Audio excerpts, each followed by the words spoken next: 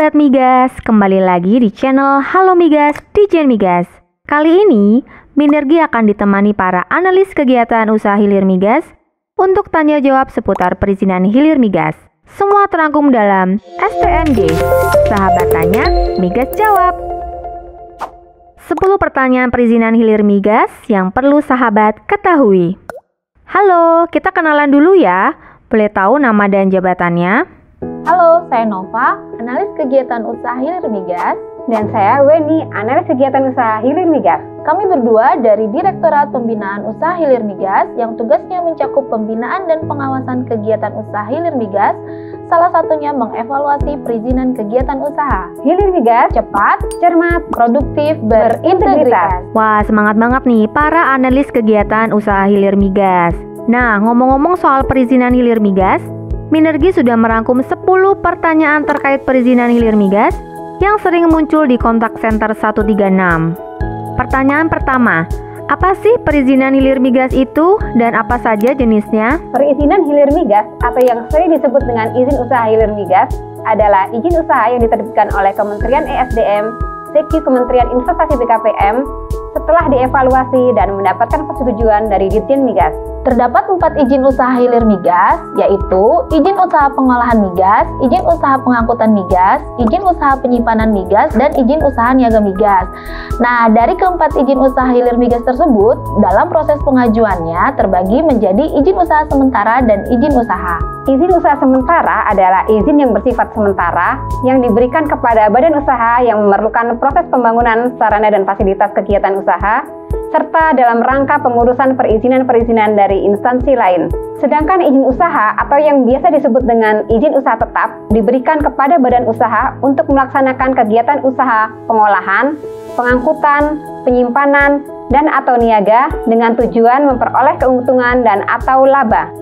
Wah, ternyata banyak ya jenis izin usaha hilir migas itu. Lalu apa nih landasan hukum perizinannya? Nah, landasan hukum izin usaha hilir migas antara lain seperti berikut.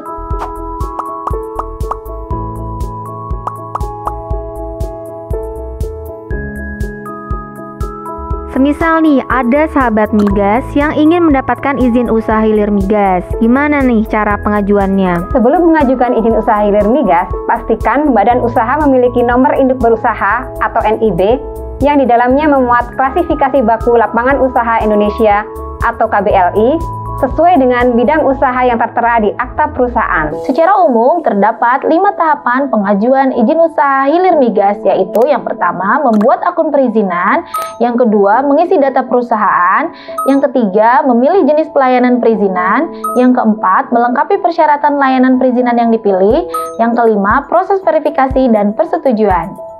Ngomong-ngomong soal KBLI, banyak juga nih sahabat migas yang pengen tahu kode KBLI apa sih yang harus dimiliki untuk mendapatkan izin usaha hilir migas? KBLI yang harus dimiliki untuk mendapat izin usaha hilir migas dapat dilihat di tabel ini ya, sahabat migas.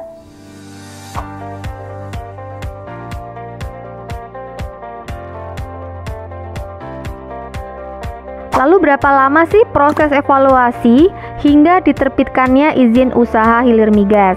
Proses evaluasi dan penerbitan izin usaha hilir migas selama 10-15 hari kerja setelah dokumen persyaratan dinyatakan lengkap dan benar. Proses evaluasi sampai dengan persetujuan di Ditjen Migas paling lama 12 hari kerja, sedangkan proses penandatanganan di Kementerian Investasi BKPM selama 3 hari kerja. Pada saat pengajuan izin usaha, apakah badan usaha bisa memantau proses pengajuan izinnya? Bisa dong, badan usaha dapat melihat status pengajuan izinnya melalui akun perizinan badan usaha di halaman www.perizinan.esdm.go.id. Untuk mengetahui status pengajuannya sedang dalam proses evaluasi, penolakan, atau penerbitan. Nah, setelah izin usaha hilir migas terbit, berapa lama nih masa berlaku izinnya? Untuk izin usaha sementara hilir migas, masa berlaku izin paling lama 3 tahun dan dapat diperpanjang paling lama 2 tahun. Sedangkan untuk izin usaha tetap dapat dilihat di tabel ini ya.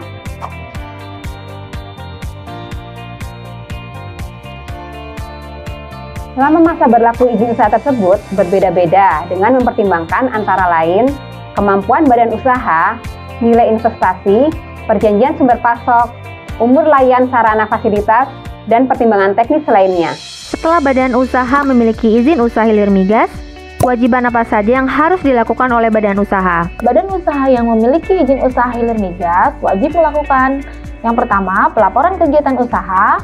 Yang kedua, penyesuaian izin usaha apabila ada perubahan antara lain perubahan produk, kapasitas, lokasi, dan lain-lain. Yang ketiga, perpanjangan izin usaha paling lambat 3 bulan sebelum berakhir masa berlaku izin usaha. Terkait pelaporan kegiatan usaha hilir migas dapat dilakukan dengan 2 cara. Yang pertama, badan usaha yang sudah memiliki akun perizinan dapat langsung menginput data pada menu pelaporan di web ini. Yang kedua, badan usaha yang belum memiliki akun perizinan dapat mengunduh format pelaporan pada website Ditjen Migas dengan mengirimkan email ke sini.